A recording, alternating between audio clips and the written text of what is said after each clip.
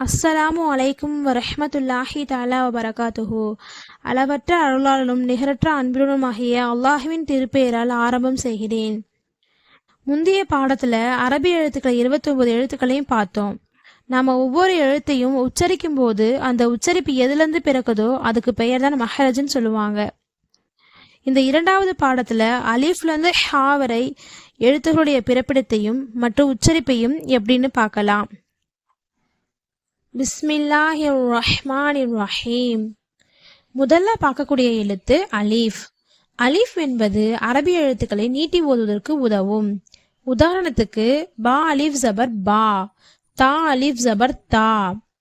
அலீஃபோட பிறப்பிடம் எதுனா வாயின் உள் காலியான நடுமத்தியிலிருந்து பிறக்கப்படுகிறது. அதாவது தொண்டைக்கும் வாய்க்கும் இடைப்பட்ட காலியான இடத்திலிருந்து அலிஃபுடைய சப்தம் பிறக்கிறது. அலீஃப் அலீஃப். அடுத்ததாக பார்க்கக்கூடிய எழுத்து பா. பாவுடைய பிறப்பிடம் 2 உதடுகளின் ஈரப்பகுதியிலிருந்து பிறக்கப்படுகிறது. பா பா. அடுத்ததாக பார்க்கக்கூடிய எழுத்து தா.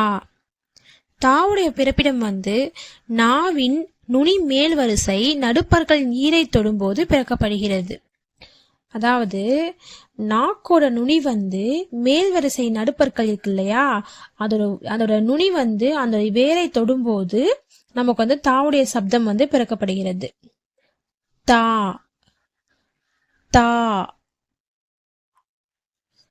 அடுத்ததாக பார்க்கக்கூடிய எழுத்து சா. சாவுடைய மஹரஜ் பிறப்பிடம் நாவின் நுனி மேல் வரிசை நடுப்பற்களின் ஓரங்களை தொடும் பொழுது பிறக்கப்படுகிறது. அதாவது நாக்கோட நுனி பற்களின் நடுப்பற்கள் இருக்கு இல்லையா, நடுப்பற்களோட மேல் வரிசையோட அந்த ஓரங்களை தொடும்போது இந்த சாவுடைய சப்தம் பிறக்கப்படுகிறது. சா சா. அடுத்ததாக பார்க்கக்கூடிய எழுத்து ஜீம். ஜீமுடைய பிறப்பிடம் நாவின் நடுப்பகுதி மேல்முரசை தொடும்பொழுது பிறக்கப்படுகிறது.